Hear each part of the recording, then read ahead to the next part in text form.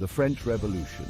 A time of dramatic upheaval, passionate ideals, and dare I say, rather a lot of cake.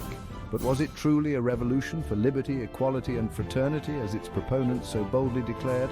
Or did those lofty ideals mask a more complex and frankly messier reality? Let's delve into the breadbasket of history and find out, shall we? The year was 1789. France, a land of immense beauty and cultural richness, simmered with discontent. The echoes of Enlightenment thinkers like Voltaire and Rousseau, whispering of reason and individual rights, had begun to resonate deeply within the hearts and minds of the French people. But while these ideas found fertile ground among the intellectuals and the burgeoning middle class, they clashed violently with the deeply entrenched social and political order of the day. To understand the French Revolution, one must first understand the societal structure of 18th century France. It was a time of stark contrasts and deep divisions, where the lines between privilege and poverty were sharply drawn.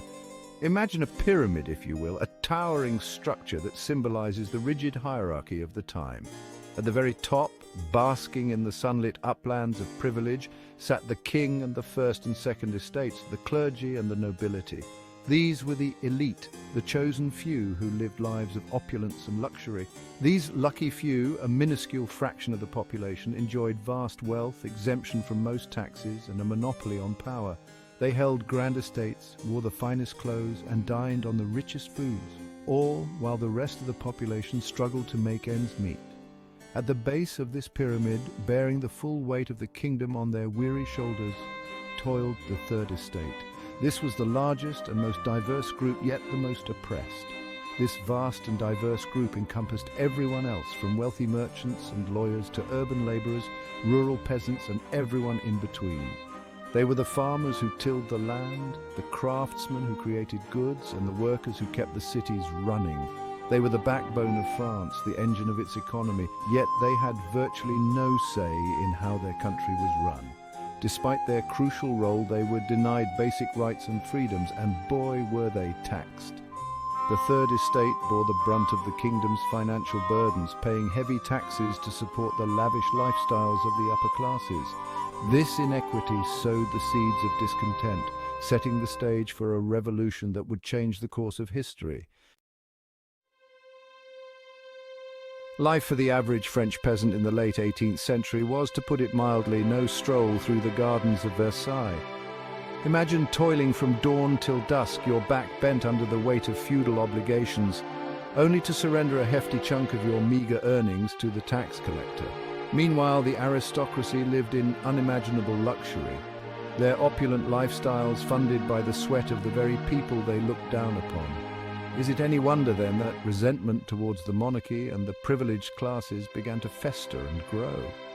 Add to this a series of bad harvests, soaring bread prices, always a recipe for disaster, and the extravagant spending of King Louis XVI and his queen, Marie Antoinette, and you have all the ingredients for a revolution brewing.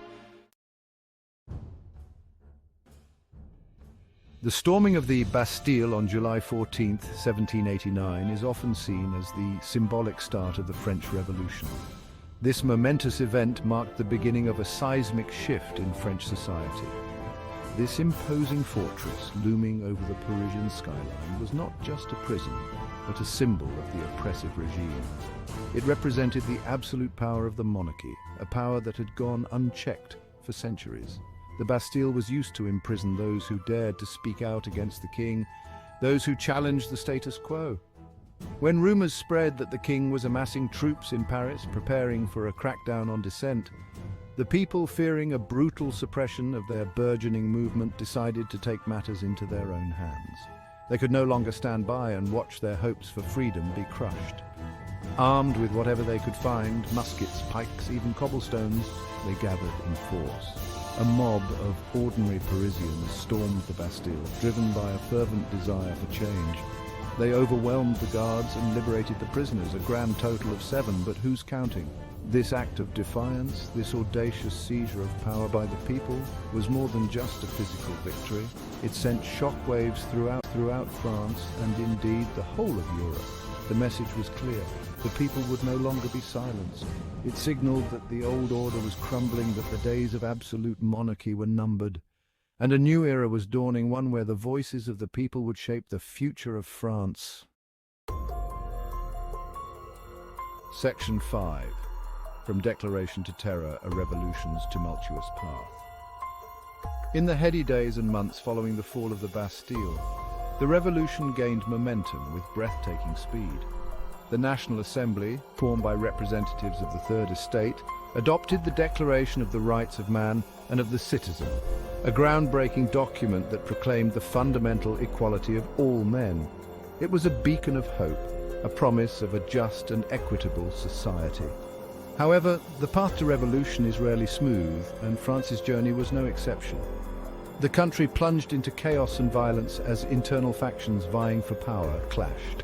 The Reign of Terror, a period of extreme paranoia and bloodshed, saw the rise of Robespierre and the Jacobins, who ruthlessly eliminated anyone suspected of opposing the revolution. Section 6. Napoleon's Rise from Revolution to Empire. As the revolution devoured its own children, a new figure emerged from the chaos: Napoleon Bonaparte. A brilliant military strategist, Napoleon seized control in a coup d'état, promising to restore order and stability to the war-torn nation. He crowned himself Emperor of the French, effectively ending the revolution and ushering in a new era of French dominance in Europe. Napoleon's reign, though marked by military brilliance and administrative reforms, was also characterized by authoritarianism and a thirst for conquest. His ambition ultimately led to his downfall, but his legacy, like the revolution that birthed him, continues to fascinate and inspire debate to this very day. Section 7. Revolution or evolution, measuring success and failure. So was the French Revolution a success or a failure? This question has puzzled historians and scholars for centuries, sparking countless debates and discussions. Did it achieve its lofty goals of liberty, equality, and fraternity? These ideals were the driving force behind the revolution, inspiring people to rise up against oppression. As with most things in history, the answer is far from simple. The French Revolution's impact is a tapestry of both triumphs and tragedies, woven together in a complex narrative. On the one hand, the revolution shattered the shackles of feudalism, toppled an absolute monarchy, and ushered in an era of republican ideals. It was a monumental shift that changed the course of history. The Declaration of the Rights of Man remains a cornerstone of democratic thought, its principles echoing through the ages. This document laid the groundwork for modern human rights and continues to inspire movements for justice and equality worldwide. On the other hand, the revolution's promise of equality remained largely unfulfilled. Despite the initial fervor, many of the social and economic disparities persisted, leaving the common people disillusioned.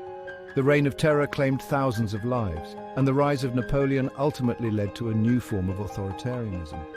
The revolution's radical phase brought about immense suffering and fear, casting a long shadow over its achievements.